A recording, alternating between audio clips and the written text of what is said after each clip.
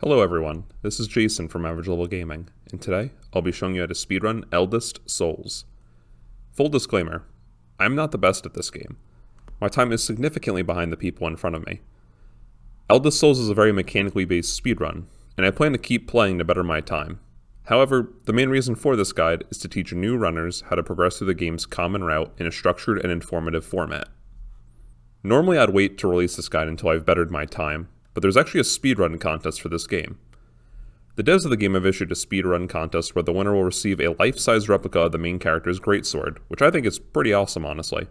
I am sure there are a bunch of people grinding for the sword without posting on the leaderboard. However, I doubt it is that many. The game has 5 active runners on speedrun.com, which is criminally low due to Eldest Souls being a fantastic speed game. The final date for speedrun submissions to speedrun.com for the contest is August 15th at midnight Pacific time. Alright, that is enough preamble. Let's get into the guide.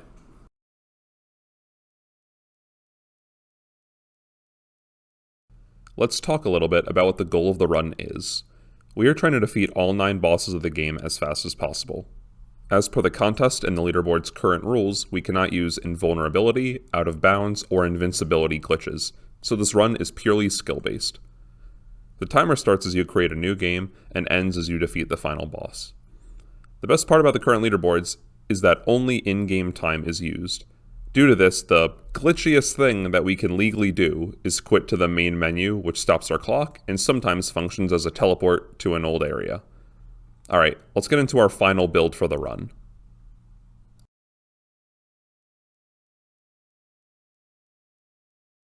Eldest Souls is very customizable when it comes to its talent tree and boss shard systems. However, between myself and the current top runners, both systems are pretty uniform with one talent exception. Here on the screen, you can see the finalized build for the run. However, it does not start in the Berserk Slash tree. This tidbit will be covered later as we go boss by boss for the run. Let's go through the finalized talents. The tree that we'll be using is the Berserk Slash skill tree. The ability lets us do a slight dash forward and deal a fair amount of damage. Also, we gain a Berserker buff which increases our damage by 15% for about 7 seconds. This can actually stack up to 4 times, increasing our damage massively. You're usually going to want to use this whenever you can to deal some extra damage. However, there's a far better buff and use later in the skill tree. Next, we have Fury Fragments, which make our Blood Burst drop a Fury Fragment.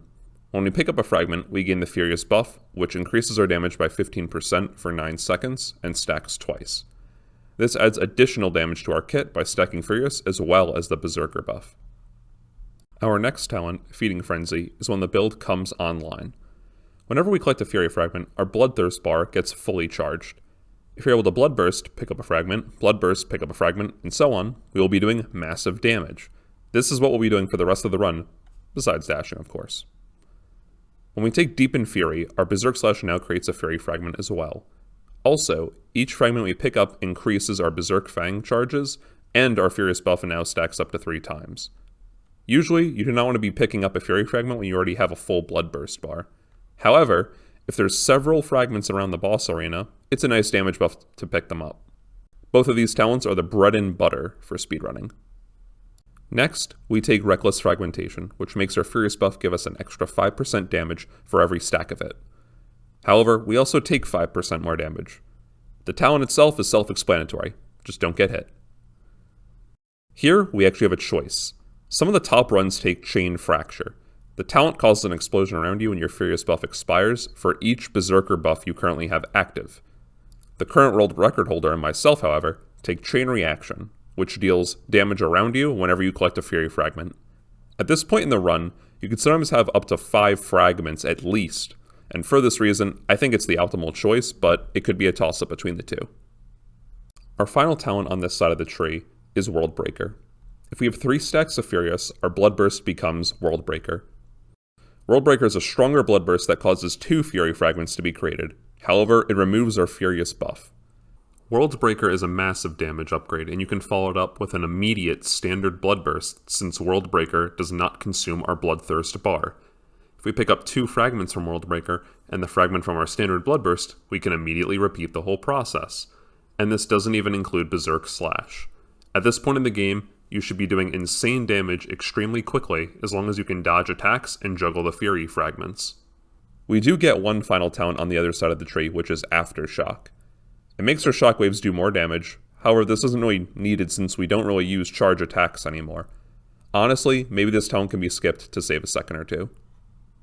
Now, let's talk boss shards. For our active shard, we will be using Corrupted Grasp, which is also our first boss shard. It lets us grapple around the overworld as well as a boss arena. Also, if we grapple onto an enemy, we deal some damage and gain 100% of our Bloodthirst bar. It's a very useful shard which helps when bosses teleport away and our Bloodthirst drops off on accident. Our Bloodburst shard is going to be Shining Burst. This shard makes our Bloodburst deal more damage and increases our speed by 40% for 3 seconds. The damage is awesome since we'll be spamming Bloodburst, and the Speed Burst helps keep us alive. Not much else to say about that one. Our Charge Attack shard will be Adaptive Attack. Honestly, I do not think this is even necessary, since we do not really do charge attacks anymore at this point.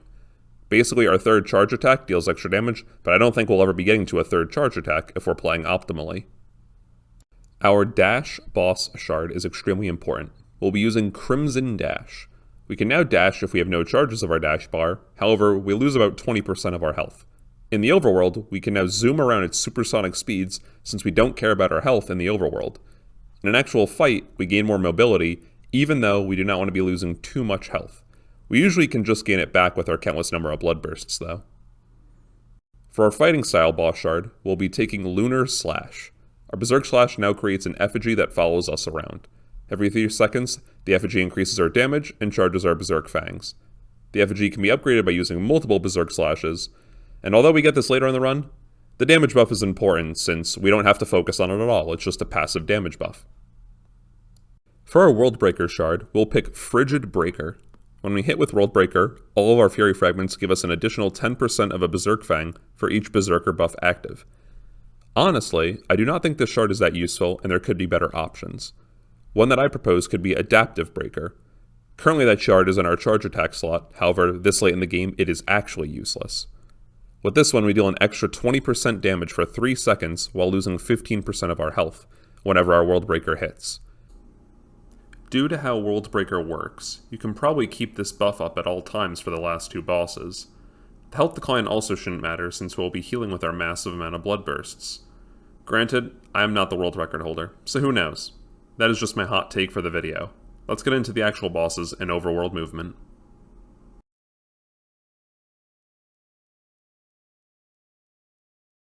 Quick disclaimer, you are not about to watch a speedrun.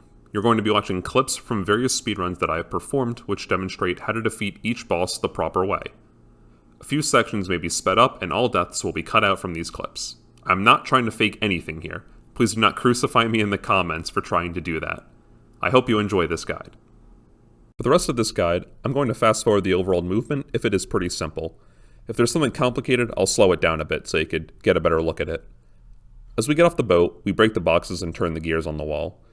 Now for our first speedrun tech, which isn't super obvious if you've played the game casually. We are never going to be doing light attacks ever again. We are going to only be doing charge attacks. Just hold the attack button and you are good. Once you break the first wooden barrier, quickly dash to the next one so you do not drop your Bloodthirst bar, as you will lose time. Progress north following the current path I am showing you, and charge attack the boss.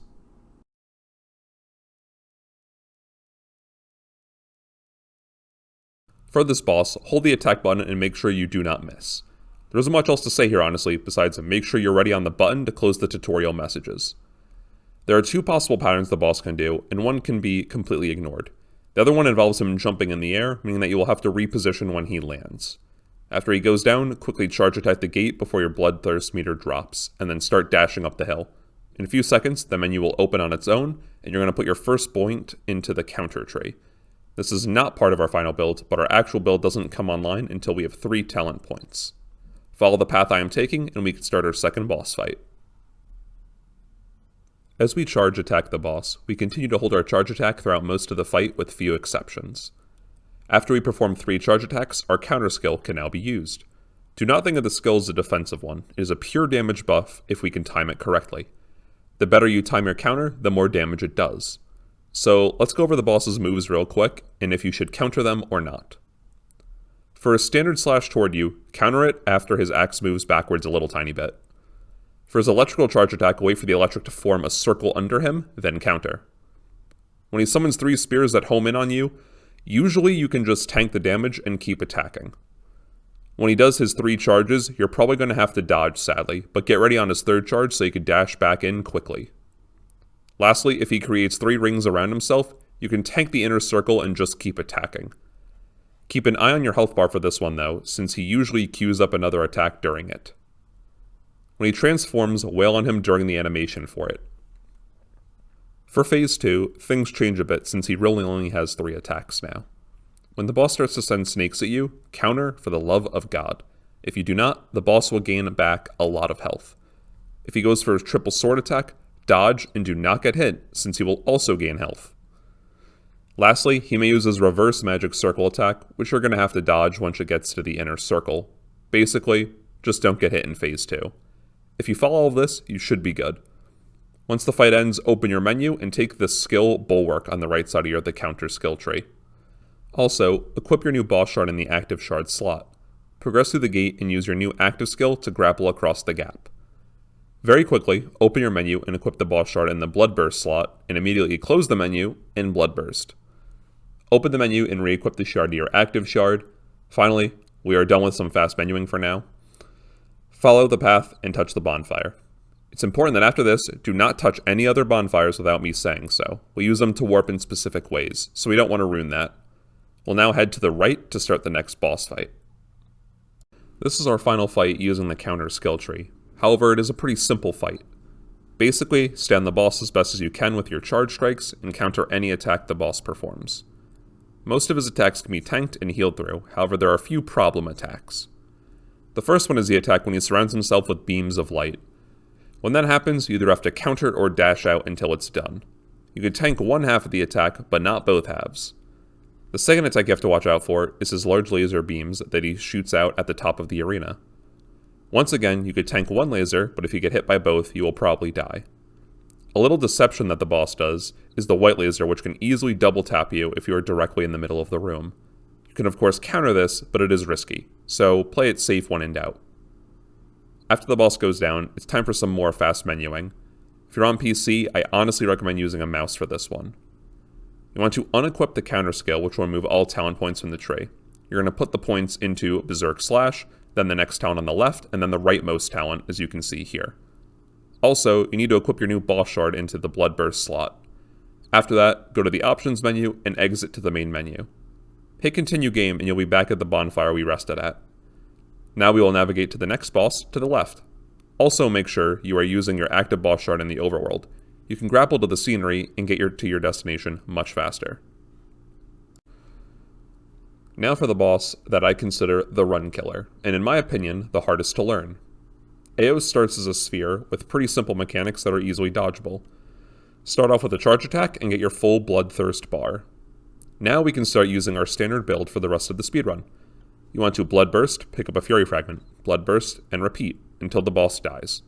Also, throw in your active shard to get a full Bloodthirst bar so you can have 2 Fury Fragments going at the same time. This will help to keep our Furious buff up. Once you destroy the boss's shield, the real fight begins when Eos splits into 2 spheres. There isn't one that you should prioritize over the other, but if possible, you want to try to hit both at the same time with Bloodburst. If this happens, you'll deal double damage and produce 2 Fury Fragments, prolonging our combos. From here, just dodge the best you can and deal damage as fast as possible. You could heal through most abilities, which is nice. The only ability of note, in my opinion, is the wave of water that the water sphere shoots out. If you're mid-Bloodburst animation and get hit by the wave, you'll lose the Bloodburst and your bar, which is basically the worst possible thing that can happen, besides dying. After about a half minute, one sphere will go to the middle of the room. You want this to be the water sphere if possible, even though you have no control over this. Its attacks are a lot easier to dodge and let you deal a lot more free damage to it. When the boss has a sliver of health left, you want to attack the fire sphere for the finishing blow. The sphere that you kill will change how Phase 3 functions. If the fire sphere dies, it is much easier than if you killed the water sphere. Just take my word for it. After the fight is done, take the next talent in the tree, equip the new boss shard into your charge attack slot, and exit to the main menu like before. When you spawn in, follow the path north until you get to the next bonfire, which you should rest at. Head northeast to the next boss area, a wild forest. You'll pass a bonfire, but you do not want to rest at it. continue to the east across a bridge and head north for the actual boss. The Deer God is not that difficult. You can wail on him with your Bloodburst pretty easily until he is enraged. Once he is, play a bit safer around him just in case, but try to get damage in when you can. With our new talent selection, our Berserk Slash will also generate a Fury Fragment for our taking, and our Furious buff now stacks up to 3 times. This increases our damage massively, and you could usually use Berserk Slash whenever possible. Juggling multiple Bloodbursts with multiple shards is the key to killing the boss as fast as possible. After the Deer God is killed, try to pick up a leftover Fury Shard and head to the top of the arena. The fight against the Warden of Purity is pretty chaotic. He is a stationary target, so you can expect there to be tons of Fury Fragments around the boss's head. Like a few other bosses, most attacks can be ignored, but I will point out the ones you cannot. The screen-wide lasers that the boss sends out can only be dodged. 1 or 2 can be tanked, but when he sends a third one, you might want to dodge. Save a dash or 2 for these, and then continue to wail on the boss. The other attack of concern is when the boss shocks the top half of the arena. He does this rarely, but it does more than half your health. If you aren't maxed out, you aren't going to have a good time. Other than that, this pair of bosses is pretty simple. For our talent point, we're going to take the right option and equip the new boss shard into the dash slot. This is where we go fast. We can now dash indefinitely at the cost of 22% of our health. This does not matter in the overworld since we usually do not care if we are at 1 health or not. We head to the east across the bridge and ignore this bonfire as well. Now, we head north while dodging lasers. These lasers suck, since we're probably at 1 health now. You may have to bait them to attack before the boxes that need to be broken, but after a couple of tries, the sequence will become second nature. As we head north, we find the new door for our next boss. Ariana, First of the Moon, is another simple boss. You'll spend a lot of the time in the fight ignoring most attacks, minus her spears and laser beams. You can heal through most attacks, and most likely you'll finish the fight so fast that Phase 2 won't even activate. Usually, you want to use your active shard on cooldown, but be prepared in case she decides to fly across the room. It can save you time if you have the shard ready. Lastly, she can create crystal formations on the ground which later become effigies. If you bloodburst these, you create more Fury Fragments. This is of course ideal, however just make sure you're hitting the boss as well with the bloodburst. After the fight, we're going to equip the new boss shard in our skill slot, and we will take the middle talent. Exit to the main menu and you'll find yourself back in the central hub of the game. Head to the northwest and we will find ourselves in a frozen village where we will not be activating the bonfire. Progress north from the bonfire to our next target. Hayam may be the fastest fight if done correctly. He has no attacks of note that really need to be cared for. Tank almost everything and just bloodburst wildly. If you get hit 3 times, he'll slow you down and try to summon an ice spike under you. If he does this, dodge it and you'll be totally fine. Once he hits Phase 2, unleash all you have, and you could probably do 30% of his health before his animation even finishes. In an optimal speedrun, he'll only really have time for a single move or 2 in Phase 2. Finish him off and take the Worldbreaker talent. Also, equip your new boss shard into the Worldbreaker slot. Alternatively, you can equip the Eos boss shard, but this probably requires more testing by other runners. I am, after all, only an average level gamer. Dash out of the room heading south and take the first path west. You'll be in a room of floating platforms which you must traverse to get to the new boss. I find that both paths work the same, but I choose the west path, where you destroy both mirrors that are on the north side of the platform. Dodge all the shadowy spheres and continue on to the boss. Drakmar is my favorite boss in the series, and it is a shame we have to destroy him with the Worldbreaker. Drakmar isn't that threatening, but he does have some annoying moves RNG-wise. He could potentially disappear while watching mirrors at you, or he could unleash a bullet hell that needs to be dodged or else you'll be sucked into a minigame. If he doesn't do either of these though, the boss is easy pickings. Spot which of his illusions is the real one and wail on it. The boss should go down in less than a minute. After the fight, we take our final talent point on the other side of the talent tree, and we quit to the main menu. Back at the central hub, we head north to the final boss. In a little cutscene, the screen will go black, but you can still dash and move up the stairs during it. When you open the doors, the final boss, Exil, awaits you. This boss fight is one of the harder ones due to the sheer amount of things going on. In a casual run, there's a slower cheese strategy that I found, but we can't really employ it here since it takes a while. Exil's face, hands, and the 2 spheres are all the same target, and your goal is to always hit 2 of them at once.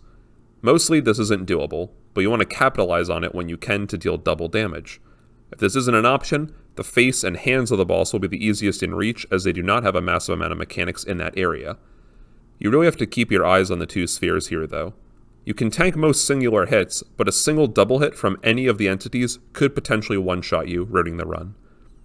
Phase 2 is basically the same thing as Phase 1, but with a few more mechanics that can also be ignored and healed through.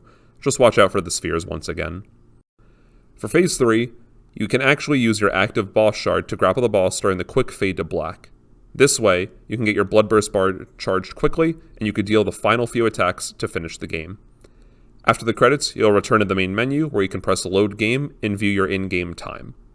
Currently, that is the time used on speedrun.com leaderboards. Congratulations, you just beat Eldest Souls in a pretty fast way. Thanks for checking out this speedrunning guide. I love Eldest Souls and actually have a review that'll be released on the channel in a few days' time. So make sure to check that one out. I hope this guide helps you compete for that great sword because I bet it is going to look amazing in person. Please remember to like, comment, and subscribe for similar content in the future. This has been Jason from Average Level Gaming. Peace.